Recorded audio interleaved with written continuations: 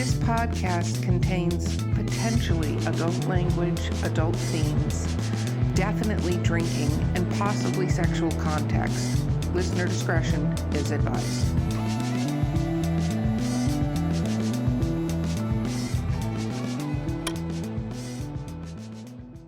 Welcome to Drinking with Authors, the Literary Briefs edition.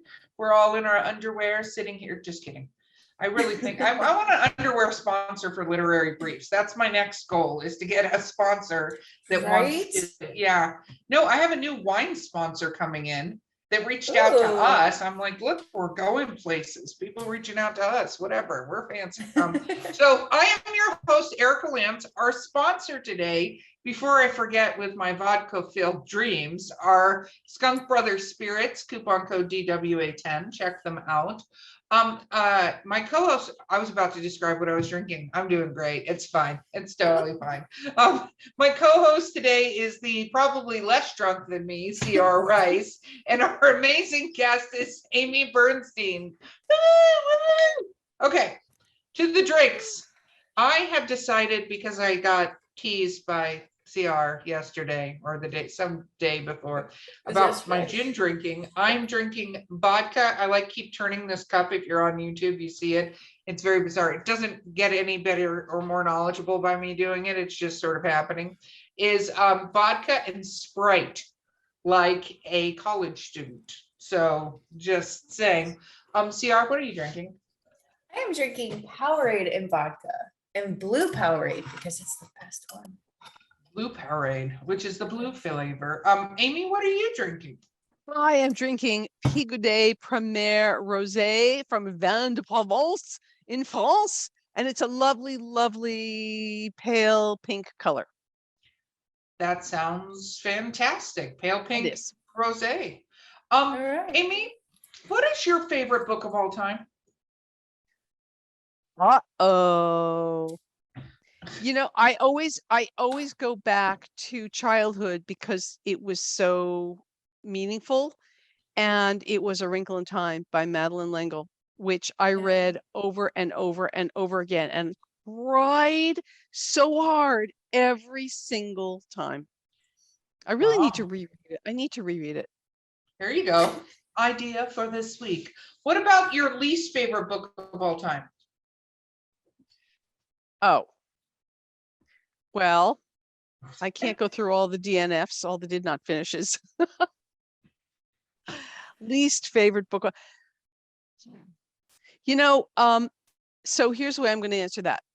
One of the most, let's see, Ishiguro, the British writer, is one who wrote Remains of the Day, is extraordinary writer, amazing writer. He wrote a book that I really struggled with about monsters or trolls in caves. And I was like, what are you doing here, man? Do I have to read this? It was really tough. And he is an amazing writer. You know who else is an amazing writer? Margaret Atwood, of course. But she also, I don't remember the name of it. She wrote something a few years ago that was, if you didn't see her name on the book, you would think it was a new author, newly published, figuring stuff out. Amazing writers. When you get ghostwriters. No. Look, they're amazing with incredible, really enduring contributions to literature. And so I would normally not even throw shade at anybody. But, you know, I think the truth is that even great writers can have misses. Oh, yeah. Well, and it also depends on if they're going outside of what you've come to know and love them doing. That's right. Yeah, because I think some writers get in habits. That's the way I consider it, like habits of how they write. And when you're a newer author, and especially when you're a newer author that hasn't been shoved into a lane by a publisher that you're only allowed to write for them and only allowed to write paranormal romance, and that's what you do, and you're like, oh, I came up with this sort of murder mystery thing that I want to write. I think there's a point in time where you go to do that, and why Stephen King, when he went, the Dark Tower and stuff, was like, I'm gonna put it under this other name. I'm gonna do this thing because people go, what in the hell is that crap? When you're a newer author or an author that is not as confined, I think you can go, screw you. I'm a fucking murder mystery. You screw off, right? Because, and it's more accepted by your readers. Yeah, I think that is a great point. You know what else? And I'm not going to name the name of the author or the book. I read a book quite recently, and I forced myself to finish. And the author did something that and it was very well regarded, got a lot of attention, ticked me off so much, because instead of just telling a story with these really compelling characters, the author decided that he absolutely had to pontificate and editorialize politically endlessly. So he kept interrupting his story to bang you over the head with like political, philosophical thoughts.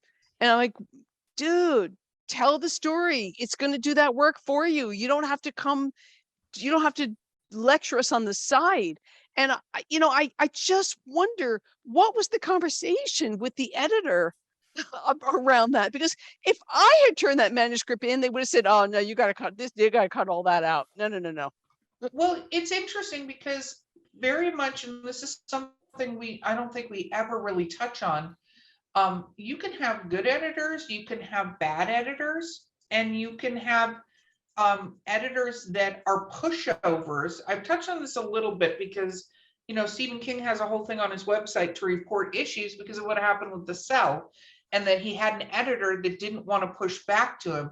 And you can go, well, that's Stephen King, but you can have people who are editors that by luck have gotten books that they haven't had to push back on very much, and then they get presented with something like that, and they don't push back, or whatever happens, or maybe they think they're being revolutionary and you're like,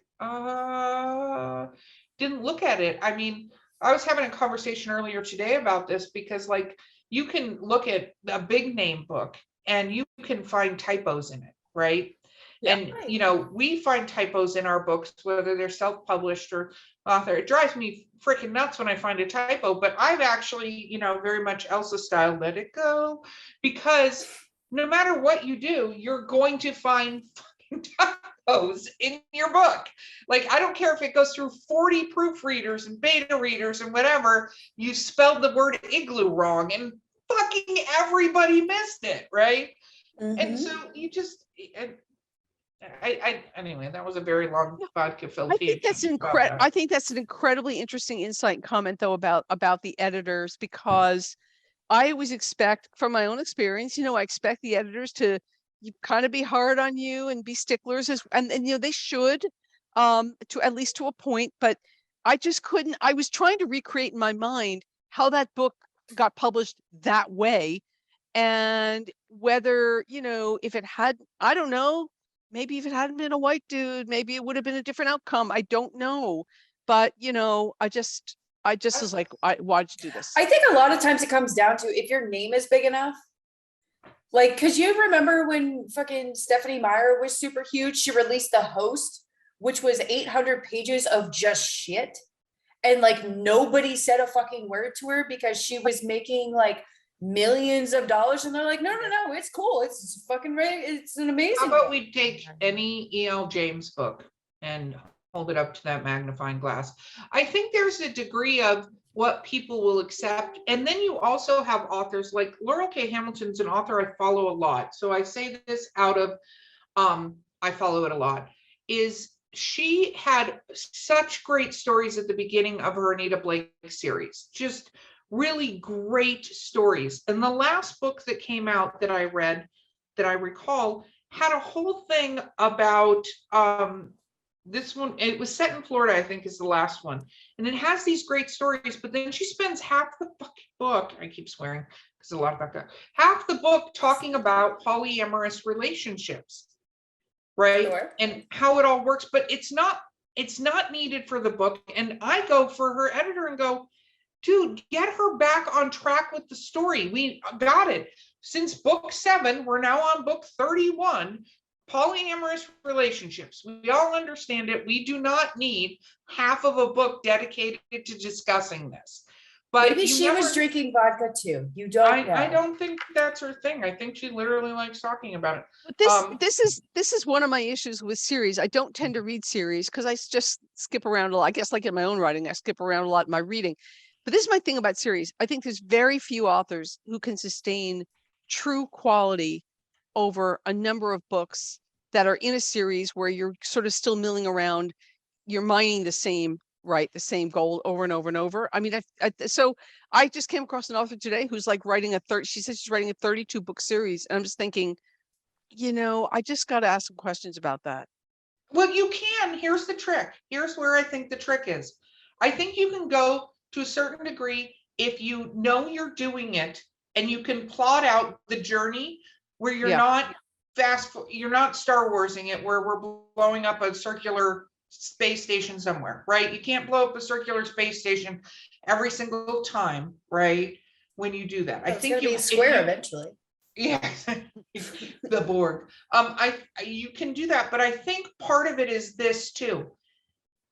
If you can create the world and you have the characters that are working together in the world or worlds or universe, whatever you want to call it, but you are not still following the same exact character for 32 books. If you are, it's the world and some of the characters pop in and out and stuff like that, you can do that. Where you can't do it is if you don't understand the concept of the evolution of the story and who is the bad guy they're encountering. Because we were talking about this the other day, some of these shows that have lasted a long time on a thing, and you have to have a new bad guy you're fighting. You have to have a new something that is occurring that's moving the story. If you keep going back to the same bad guy, or you keep focusing on the same things versus what is the new thing. And I think also, I'm gonna say this for the Anita Blake, if you overpower the character, so the character flaws no longer exist, because that's part of what makes the hero of stories have the hero stories, right? Is you have to not have them go from 0 to 100. If you're going to have a long series, they got to go 0 to 1 or 2, and then 3 or 4, and then maybe 7. But then in the next book, they go back to 6 because of something traumatic happens. You'll be fine on that. Like you look at this Dexter series, right, which was on TV and whatever, same character, same thing, but he's being put into different circumstances, right? That he's having to, because he's not a socially correct creature, adapt to it. And when they start hunting him down and stuff, I mean, that's just how you can do it. But I think sometimes people don't do that. And then, you know what? Anita Blake's a best-selling author. I mean, Laurel K. Hamilton's a best-selling author. I buy her books. I consider myself committed. You also have to know when to stop it too, like stop beating a dead horse. Like you just, there's a certain point where like you've said everything, you've done everything, you can only kill so many people and be traumatized so many times before it's just like, you know what, it doesn't even fucking hurt anymore, because that is a natural thing in human psyche. And like, sometimes you just have to let it stop. Yeah. I agree. And I think it also has to do with where's the money coming from? You know what I mean? Yep. Like, where's the money coming from? If your publisher is like, hey, we don't want any of these other ideas you're showing up with. We only want this series. And this is what you're paying, and you're a full-time writer. She happens to be a full-time writer. It's different if you set yourself up and that's what you write. I think there's a lot of people that you meet on the story track and they go, after this book, it was hard and I lost interest because of the nature of it, And look at that wild tangent we just went on. That was a wild, not asking rapid fire question tangent. I like it. Okay. What about your favorite book into a TV show or a movie where you think they did right by the book? Oh, well, gosh, you're assuming that I read the book and I'm not just watching the TV show. And I just watched the TV show. I know you're not going to say Wrinkle in Time. I can guarantee that you're not going to say that. Okay, so I did read Handmaid's Tale, of course, when it came out, and I do think I do think that the show has done some really, really interesting, daring things that are way outside the book. And I think that's an interesting case of taking probably the best book Margaret Atwood ever wrote, Handmaid's Tale, and updating necessarily and keeping it really, really fresh and relevant. And I guess their last season is about to drop actually, or pretty soon. So I think that's a really good example. But honestly, so I read the Elena Ferrante trio. I love Elena Ferrante. So I read the three books about the girls. Then what's it called? You're talking to somebody who doesn't know and is drinking A vodka. book and about not- Sorry. three girls. Sorry. Elena Ferrante is the Italian author who it's like a pseudonym and no one knows who the real author is. And okay, well, the books are amazing, amazing, amazing, amazing. They take these young girls with this intense friendship in Naples, Italy, and up through adulthood, and they turned it into a little miniseries. And they did they did an amazing job of casting actresses who for once, when does this happen?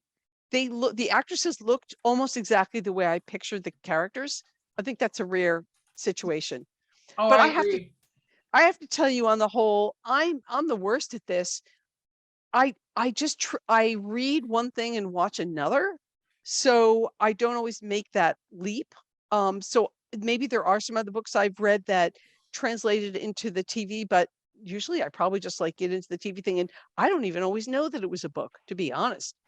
Oh, I know an example. Outlander. I love Outlander. I've never read a word of Diana Gabaldon, not a word. I went on to Amazon and I read like the first page of the first book to see what it was like. And I'm like, oh, I'm just going to watch the series. You know what? A lot of people, though, I'll tell you this from doing this interview and asking a question. A lot of people say Outlander, that the books, I think besides book 4, that the books were good. Like, not exactly the same, but the books were good. There are Yeah. people that enjoyed both, so not everybody, but there are some people that enjoy both. Okay, Chelsea, you're up, my friend. I'm not Okay. doing very well. I'm sounding really stupid. No, You're you can't good. sound stupid. No, if you could be any mythological creature, what would you be? Oh, wow. Well, I'm just going to, okay. Do you want a creature that like exists that I could name, or can I just assign myself my own superpowers and that's the mythological creature? No, it's gotta be a real one. It's This gotta is be why- a real one. This is why I do so badly on standardized tests, because I overthink all the questions and I decide the way I want to answer it, which is not the way they want me to answer it. Oh, oh gosh. I don't think one is coming to mind that I want to be necessarily. Maybe How about a ghost? how about a really powerful Greek goddess? How about like Athena or something like that? Oh, Okay. that would be cool. But That would be works. cool. Okay. All right. So I if like you it. could be Powerful. if you could be any main character of a book, but you have to live their life, who would you be? Oh my gosh. These questions are so hard to answer on the fly. This is That's harder why we than this or intoxicate that. people. This is way harder than this or that. Yeah, this is why we get paid the big bucks. Oh my gosh. We're not paid for this at all. So let me tell you right now what's going to haunt me. I'm searching around, I'm flailing around for the answer to that question. It is a fabulous question. And at 2:00 this morning, when I can't sleep, I'll come up with a really, really brilliant answer for you. I love that. That's gonna be fantastic. You're gonna send that in. Who would I be if I had to live their life? I am so drawing a blank right now, yet I feel like that answer lies within me somewhere. Okay, so who would you want for a sidekick? Oh, I want a sidekick who's going to both support me and challenge me. Both. Oh, You gotta pick this sidekick. You gotta pick it. Who would it be? I don't know. I'm bad at this. I can't pull names out of a hat, guys. That's the Okay, truth. so we're gonna do this differently. What is your favorite weird food combination? Now, here's something that I think goes beautifully together, and people have poo-pooed it, and I don't understand. You should Okay. dip your potato chip in ketchup. No, that's nothing. That's like French fries. That doesn't count. I had people just go off on me on this. I'm telling you, and also vinegar on French fries, which is Ew, my mom does that. oh, I That's like that. very European. Ugh. Very It is. European. I like that. So gross. Can't do it. Okay, so how about you're wandering around, you're all by yourself, nobody's around you, you find $1 million. What do you do with it? Oh, that's easy. I set up a foundation and systematically give it away. Okay. I like it. I like it. That's pretty good. If you could do anything, the number one thing on your bucket list, what would it be? It's a really long bucket list. It's got to be the number one thing. If I told you right now, no matter what it is. Greece and then Australia. Okay. First class only. And only top flight hotels everywhere. Okay. What about your anti-bucket list? What is something you will never do again? I really don't like getting on sailboats. Don't like getting on boats. But I will probably do it again. But what I really will not do, what will I really not do again? I will not ever go to someone's party on a boat where you cannot get off when you want to get off because you're out in the middle of fucking nowhere and the party's going on for way to that. I'll never do that again. That's one. I hate party boats. Yeah, Do you read your reviews? I do. How do I you do. feel about reading your reviews? You know what? If you're going to put your work out there, then the bargain is you take what comes, and read it, don't read it. It is what it is. People are entitled to their opinions, and I'm really learning to like sort of separate myself from that to some degree. And if I feel that I put my intentionality out there and I told the story that I wanted to tell, and my editor supported me, my publisher published the damn thing, they believe in me. It's like, hey, I can't please all the people all of the time. That's how I feel about that. Do you write reviews? I write reviews on Amazon for books for other authors, and I will be. I'm very respectful about it. I'm never, ever, ever going to take an author down on a published review. Ever. I'm not going to do it. No, I like it. I like it. Okay, Chels, you have the final riveting question. This is always so hard. I know. Guys, I feel like I'm like getting like a C- or a D+ here, and I'm sorry about you that. can't fail. It's You random can't fail this. You're drinking with other authors. Like you can't screw that up. You could literally be like, pass, and you'd still be doing fine. Don't worry about it. Okay, so what is your ultimate guilty pleasure? Ooh, what is my ultimate guilty pleasure? Definitely binge watching something on TV with way too much wine and probably eating way more sushi than is good for me. Now, if that sounds not like a guilty pleasure, for me, that's what qualifies as a guilty pleasure. Like No, I'm it can sort be of a guilty pleasure. Yes. Sometimes, no offense, sometimes napping to me is Yeah, a right, guilty pleasure. right, Like I'm right, gonna go take right. a nap in the middle of It the feels so day. scandalous. Like who? I can think I can do better than that. In the middle, I'm sitting here at my dining room table on my computer all day, every day. I hit a wall, and somewhere between 2 and 3 in the afternoon, I just go to YouTube and I just browse the shit out of a whole bunch of stuff that doesn't matter. That's a guilty pleasure. The YouTube rabbit hole. Yes. Oh yeah. Yeah. I will go down there. I love it. Okay, Amy, my friend, shameless self-promotion time again. Tell us about the books and where to find you. Well, The Nighthawkers is out now on all the usual places: Amazon, Barnes and Noble, Walmart.com, wherever you like to buy your books. And this is a time traveling paranormal romance about an archaeologist who must choose between her handsome first lover and the irresistible stranger who helps her discover a powerful destiny. The Nighthawkers is getting a lot of really good reviews, I will say, which makes me feel warm and fuzzy. And people can also go to my website, amywrites.live. Wonderful. Amy, you have been a thorough pleasure. Do not think you got to see your D- at all. You've been terrible amounts of fun. We appreciate having you on the show. Thank you so much for being here. Thank you. I actually really had a lot of fun despite the questions that I could not answer. So we'll just call it a sort of a pass fail grading system.